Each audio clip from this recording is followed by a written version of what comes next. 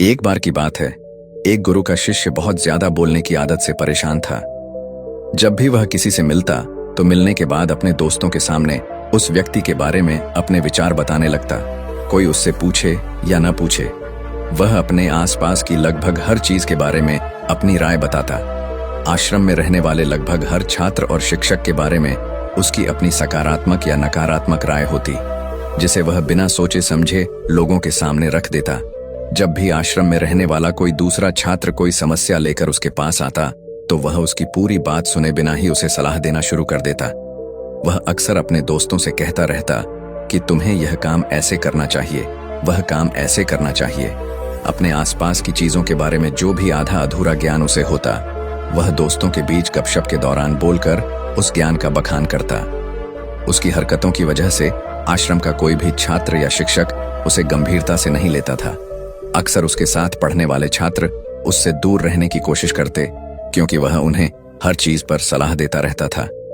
कोई भी उसे अपना मित्र नहीं बनाना चाहता था। सभी उससे दूर रहना पसंद करते थे और अक्सर आश्रम में रहने वाले अन्य छात्र उसकी पीठ पीछे उसकी इन आदतों का मजाक उड़ाते थे। वह लड़का भी जानता था कि उसकी बहुत बोलने की आदत के कारण कोई भी उसे पसंद नहीं करता। वह भी अपनी इस आदत को बदलना चाहता था, लेकिन चाहकर भी वह हर बात पर अपनी राय देने की आदत नहीं छोड़ पा रहा था। एक दिन वह अपने गुरु के पास गया और गुरु को अपनी सारी समस्या बताई। गुरु ने कहा, बेटा, वह व्यक्ति अधिक बोलता है जो यह सोचता है कि वह सब कुछ जानता है। ऐसा व्यक्ति जो यह मानता है कि वह बहुत कम जानता है और अभी भी बहुत कुछ सीखना है, वह कभी भी अत्यधिक नहीं बोलता और न ही बिना पूछे अपनी राय देता है। इसलिए सबसे पहले अपने अंदर से यह अभिमान निकाल दो कि तुम सब कुछ जानते हो। शिष्य ने गुरु के सामने अपना सिर झुका लिया। गुरु ने कहा, बेटा, मैं तुम्हारी ज्यादा बोलने की आदत को एक दिन में खत्म नहीं कर सकता। तुम्हें अपने अंदर से यह आदत धीरे धीरे कम करनी होगी।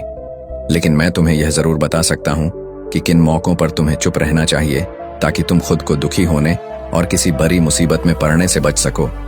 शिष्य ने गुरु की बात से सहमति जताते हुए अपना सिर हाँ में हिलाया। गुरु ने कहा, बेटा, इन 5 मौकों पर हर व्यक्ति को अपना मुंह बंद रखना चाहिए। जब तुम्हें लगे कि कोई भी तुम्हारी बातों से तुम्हारी भावनाओं को नहीं समझ सकता, उस समय तुम्हें चुप रहना चाहिए। अक्सर हम अपने दुख और परेशानियां लोगों को बताने लगते हैं, जबकि हमारे आसपास रहने वाले ज्यादातर लोगों को इस बात से कोई फर्क नहीं पड़ता कि हमारे जीवन में क्या चल रहा है। हर व्यक्ति को सिर्फ अपने बारे में ही परवाह होती है। वह सिर्फ अपने बारे में ही बात करना चाहता है। वह सिर्फ अपनी तारीफ सुनना चाहता है। उसे हमारे जीवन की परेशानियों से कोई मतलब नहीं होता और वह सुनना भी नहीं चाहता। वह तुम्हारी दुख भरी कहानी 1-2 बार सुन सकता है, लेकिन उसके बाद वह तुमसे दूर भागने लगेगा, क्योंकि दुखी और असहाय व्यक्ति के साथ रहना किसी को भी पसंद नहीं होता। इसीलिए अपनी परेशानी कभी भी अपने कुछ करीबी दोस्तों और परिवार के लोगों के अलावा किसी ऐसे व्यक्ति को न बताएं जो आपकी बातों को समझने की बजाय उनका मजाक उड़ाते हैं। दूसरा, जब आपको पता न हो कि किसी खास मौके पर क्या बोलना है या आपको किसी खास घटना के बारे में आधी अधूरी जानकारी ही हो, तो ऐसे मौके पर भी आपको चुप रहना चाहिए। ऐसा व्यक्ति जो आधी अधूरी जानकारी होने के बाद भी उस विषय पर बात करता है, वह अक्सर मजाक का पात्र बन जाता है और ऐसे व्यक्ति को कभी कोई गंभीरता से नहीं लेता। अपनी बात को वही व्यक्ति प्रभावी ढंग से रख सकता है जिसे उस खास घटना या विषय की गहरी जानकारी हो।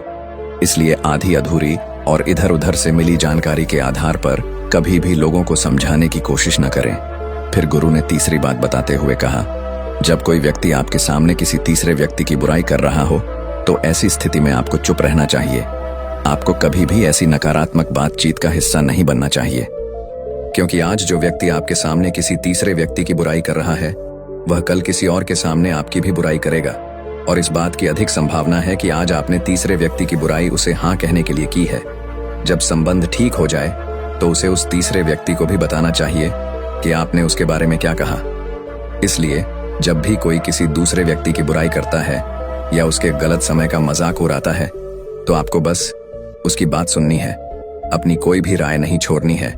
अगर आप ऐसा करते हैं तो भविष्य में आपके लिए समस्याएं खड़ी हो सकती हैं। फिर गुरु ने चौथी बात बताते हुए कहा, जब कोई आप पर गुस्से और नफरत से चिल्लाता है, आपको अपमानित करने की कोशिश करता है, तो ऐसी स्थिति में आप चुप रहकर दूसरे व्यक्ति के गुस्से और नफरत को कम कर सकते हैं। साथ ही आप स्थिति को और खराब होने से रोक सकते हैं। जब आप सामने वाले के गुस्से का जवाब गुस्से से नहीं देते हैं, अगर आप उस समय चुप रहते हैं तो यह बात उस गुस्से वाले व्यक्ति के दिल में घर कर जाती है। जब गुस्सा शांत होता है तो उसे अपनी गलती का पछतावा होता है और वह अपनी गलती के लिए आपसे माफी मांगने के लिए ज्यादा उत्सुक रहता है। और अगर वह माफी नहीं मांगता है तो वह अंदर ही अंदर दोषी महसूस करने लगता है और फिर वह अगली बार आप पर गुस्सा करने या नफरत करने से पहले कई बार सोचेगा। लेकिन आपको हर परिस्थिति में चुप नहीं रहना चाहिए। अगर कोई गलत कर रहा है तो आपको उसका जवाब देना होगा, क्योंकि कुछ लोग ऐसे होते हैं जिन्हें हमारी खामोशी हमारी कमजोरी लगती है। गुस्से के दौरान चुप रहने का यह तरीका सिर्फ परिवार, करीबी रिश्तेदारों और कुछ करीबी दोस्तों के लिए ही सही है, हर इंसान के लिए नहीं। अगर आप हर जगह चुप रहने लगेंगे तो इसका गलत इस्तेमाल भी हो सकता है।